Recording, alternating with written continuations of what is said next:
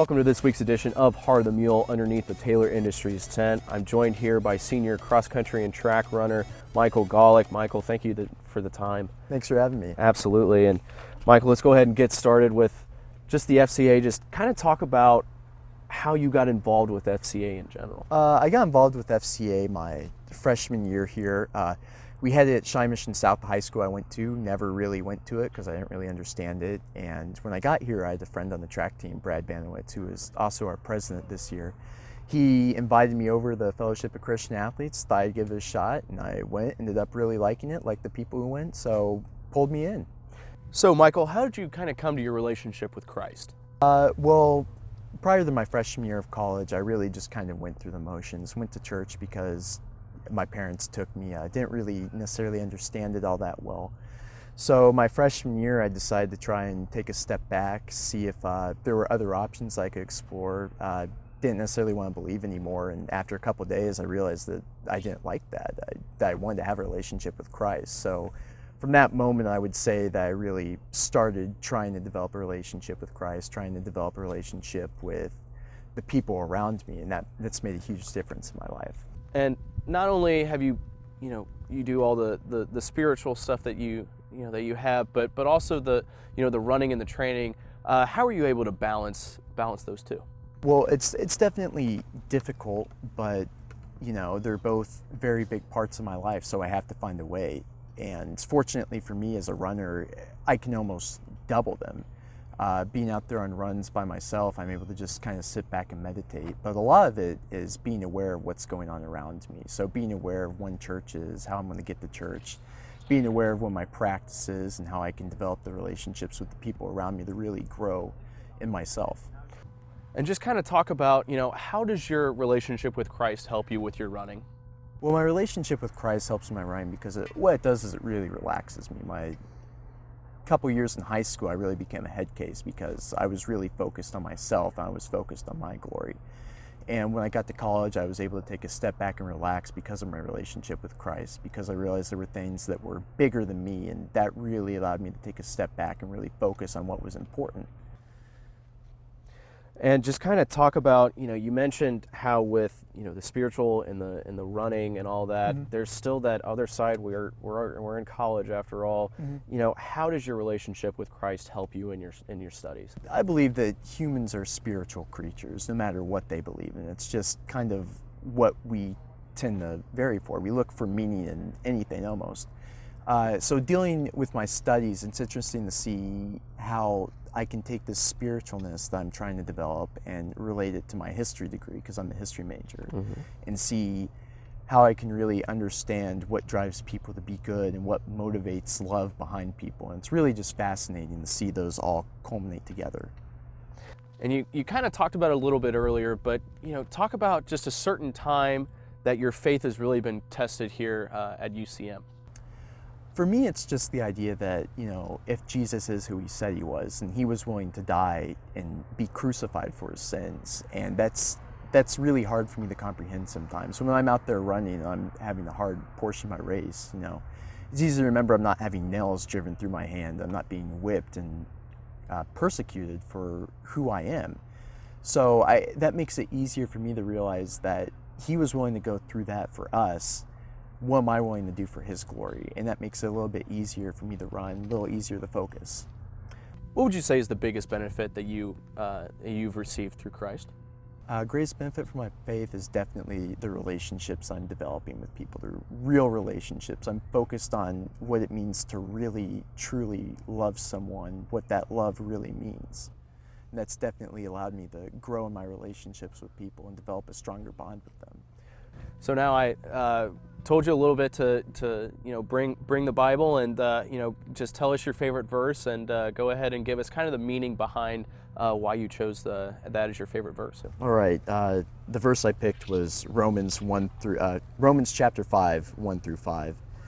Therefore, since we have been declared righteous by faith, we have peace with God through our Lord Jesus Christ. Also through him, we have obtained access by faith into this grace in which we stand, and we rejoice in the hope of the glory of God.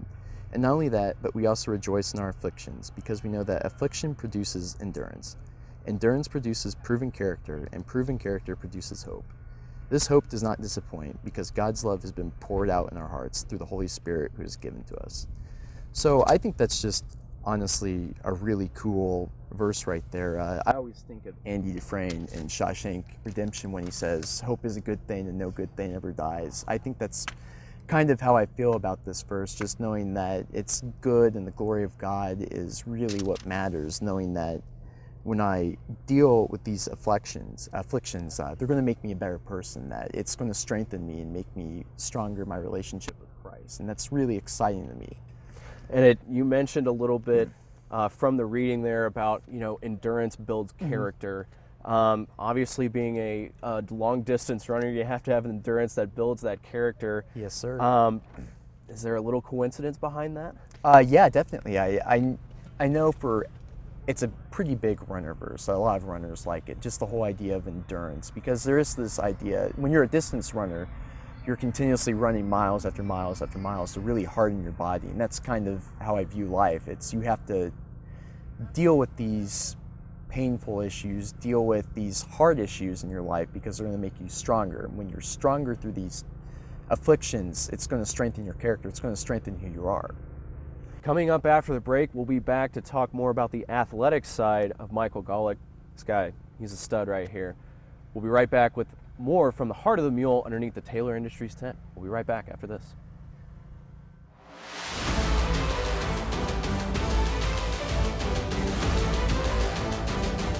I choose to be a champion.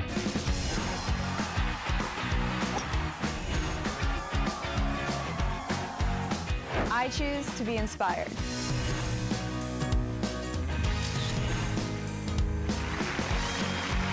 I choose the perfect fit.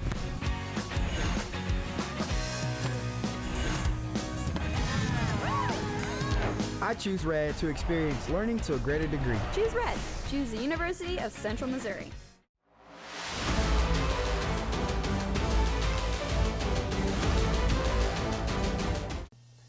Welcome to Taylor Tidbits here, presented by Taylor Industries. I'm sitting alongside here with founder and CEO of Taylor Industries, Mike Ballard. Mike, thanks for joining us. Good morning, good to be here. Absolutely, and go ahead and just tell us a little bit about what Taylor Industries is and what kind of services and products you provide. Taylor Industries is a manufacturer of medical products. Our main thing that we do here in this facility is ECG electrodes, which are used to monitor your heartbeat. If you're ever in a hospital or say they do a stress test on you on a treadmill, they're going to have them on you to monitor your heart. We also manufacture TENS electrodes for nerve stimulating. And we custom build machinery to do different things. And you just kind of mentioning here, this is your newest machine here, Yes. correct? And, Yes. and how many electrodes can this produce in a given time? This machine here will run at 60 cycles a minute. It makes 2 electrodes at a time, so it's doing 120 electrodes a minute. So should turn out 30-something thousand a day. And with a machine like this, how long of a process is it from when you establish the order for it to when you actually get it here in the shop? We typically will tell people it takes anywhere from 18 to 20 weeks. The building of it is not as time constraining as the ordering the cylinders that go on it. They come from a cylinder manufacturer, so we're kind of at the mercy of when they can get that stuff delivered. So, but typically it'll take 2 to 3 months from start to finish. Every machine we build is custom made, so there's only 2 machines that have ever left here that were identical twins. Every other machine, it's custom built for what the customer needs. So there'll be certain stations that may not be on a machine, or certain stations that have to be modified for their needs. So every machine's different. This is Mike Ballard, the founder and CEO of Taylor Industries. This has been Taylor Tidbits.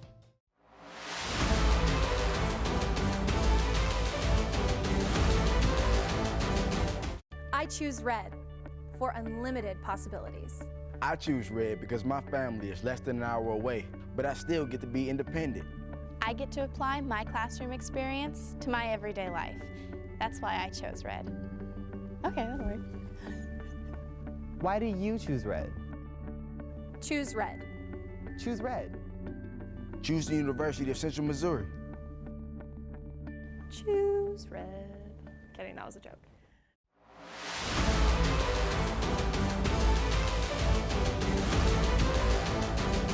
And welcome back to this week's edition of the Heart of the Mule underneath the Taylor Industries tent. So Michael, you're originally from Overland Park, Kansas. You went to Shawnee Mission South, home of where Rob Riggle, the famous actor, went as well. You were a 4-year letter winner in cross country and 3-year in track. You couldn't get that 4th one in track? Yeah, freshman year was a little bit rough for me. Dealt with an injury in my butt, but you know, it happens. So see what we can do with that. So in kind of going to your senior year, you end up being an all-state runner in cross country. Your teams won conference and state championships. Talk about being able to just finish off your senior season with a state championship like your team did. Well, my senior year, we had a group of kids who we'd been running together since 7th grade, since middle school. So we had 6 seniors in the top 7 of our team that senior year, and really it was a lot of the journey that really culminated into the success of our state and league championships. Working together with those guys day in and day out, every day for 4 years, really made actually winning the title that much better. I would say without those guys, it just wouldn't have been the same. So I'm thankful for them every day. And then after all the success that you had in high school, you end up coming here to UCM. Just kind of talk about the transition between high school and college and some of the main differences. Well, the transition was pretty difficult running-wise. I was running 30 more miles a week, 20 more miles a week, trying to do it on my own. And, you know, it was tough because I just was not prepared for that mentally. Mentally, I was not mature enough my freshman year to really handle the mileage and the team and be able to make a really strong contribution to the team. So I was thankful that I kind of had a big learning curve, so I was able to pick it up quickly and make the adjustments that I needed to for my sophomore year. So. And as a freshman here in cross country, you ran in 5 races and you finished 8th out of all UCM runners at the MIAA championships. Just kind of talk about being a true freshman like you were and being able to compete on the, at the MIAA championships. That was really big for me. And I remember the course that year. It was in Maryville at Northwest Missouri. It was the hardest course I've ever run. It was the hardest course any of us had ever run. So to get that experience was really big for me because it really pushed me to be a better runner, realized where I need to be in the conference to make a good contribution to our team. And going on to your sophomore season, you end up finishing 39th overall at the MIAA championships, but then you make that next step. You end up going to the D2 race, the D2 Nationals, and you finished at a time of 33:07:08. Just kind of, again, talk about kind of making that next step and building the momentum. Well, definitely that was the biggest summer and biggest fall I'd ever run mileage-wise, easy. I was working every day, and I was working a job at that point too, so it was tough trying to find the adjustment between the running and the work. So I got in there, ran my first race of the season. I was maybe 9th on the team. I didn't run very well. I knew I was better than that, so I realized that my goal was going to have to be get better every race. What can I do to help the team every race? And it was going to have to be a slow and steady progress. So I made it to the conference championship, and I knew that our team was pretty good that year, and if I could get in the top 8, that I might have a shot to go to nationals. So I finished 8th on the team at the conference race. That put me on the regional team, which I was really ecstatic for. However, I was an alternate. I wasn't even technically supposed to run at the national meet until after regionals, when we qualified. Our top runner left the team and decided to go pro, so that really put me on the spot. That put me into the national race. And I just remember that it felt like all that work that I had put on over the summer and the fall, over all the years, had finally come together, and I was finally ready to prove myself to my team on the biggest stage in D2. And I was very lucky to have that opportunity through those kind of freak causes, and our team ended up placing 21st out of 32, maybe it was 22nd, but I was 3rd on the team by that point at that race. Granted, one of our top 5 had been sick, so it was very cool to have that opportunity and be a part of that team. And then going to your junior year, you race at the Central Regional, and your time was better at the regional than it was at the D2 championships the year before. Just kind of talk about how, all of the training that you had done and kind of just keep on building up the blocks. Well, My junior season was similar to my sophomore season, the way that I underperformed at the conference meet. I placed 22nd, no, I wasn't even 22nd, I believe I was 27th at the conference meet, 26th, and to come in at the regional meet and place 30th was really big for me. By that point, I'd moved up to roughly 12th in the conference at the regional meet if it had been scored as a conference race. So just knowing that I was capable of doing it and trying to make those steps was another big part of the process. But now it's a matter of finding consistency within my race and make sure that I'm always up there with those top guys. Yeah, and also in your junior season as well, you did your personal best at Southwest Baptist of 26:03:09. Kind of talk about what was your feelings after that race and you know, after you found out that that was your personal best? Honestly, it was a little disappointing for a personal best because I've been dealing with a couple hamstring issues my junior year. So just to finish the race, top 30 felt really good, but knowing that there was a little something inside me that could do better, just trying to find a way to get better. It was nice to get that PR, but a little disappointing knowing that my PR could have been better. And then just kind of a quick overall of your junior season. You had 3 top 10 finishes, and you also placed 6th at the, you know, highlighted with the 6th place at the Mule run. Could you kind of start to sense the, you know, all of the training that you had done had just kind of culminated in your junior year? Yeah, that was definitely exciting knowing that I was getting the motor going, that things were really starting to come together. My focus has always been to compete, get in with the top guys and see what you can do. And I think that kind of demonstrates the success that I had with that, and finally being able to really put that into action in college was incredibly exciting. And then not only were you successful on the course and, you know, and with your running, but you were also an academic honor roll member. And how were you able to keep up with not only your running, you know, schedule that you had, but also your classes as well?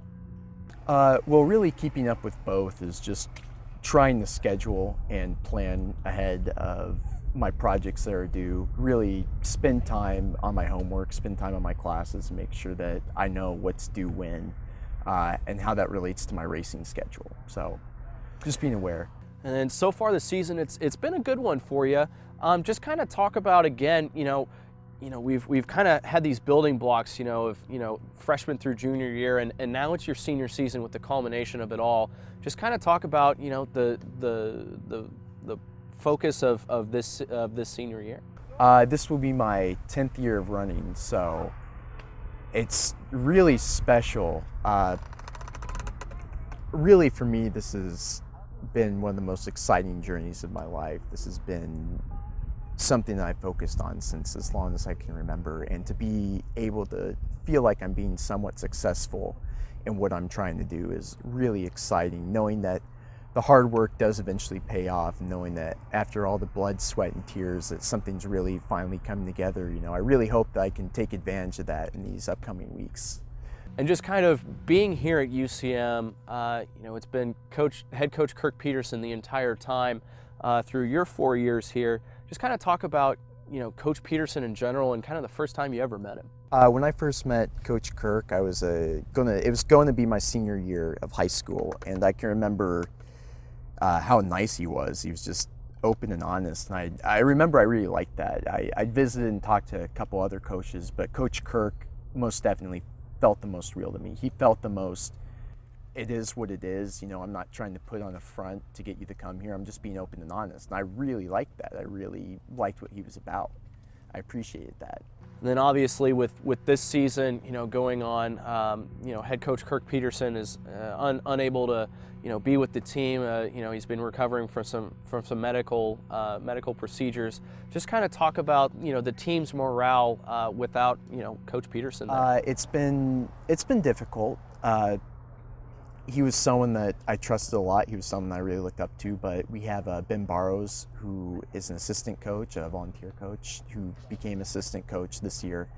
And to have him around has been just really wonderful. He's been able to step up and take care of some of the issues that Kirk took care of. And we also had Kip Janvrin, our track coach, who was also able to help step up. And having both those guys around is really definitely, they've done a good job of filling the big hole that Kirk left. But Kirk also had a fantastic program in place, so we knew what it was about. We knew the direction we were heading, and those guys were able to just pick that up with it and run with it. So it's incredibly exciting.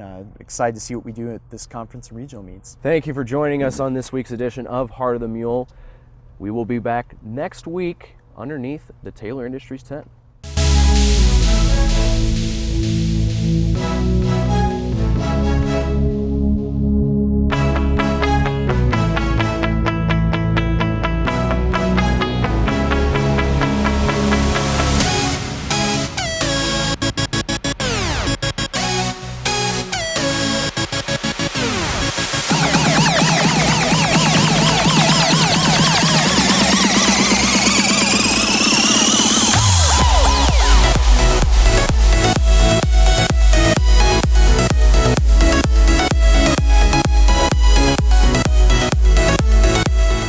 Hi, I'm Jason Ketz, and thanks for watching this week's edition of the Heart of the Mule presented by Taylor Industries.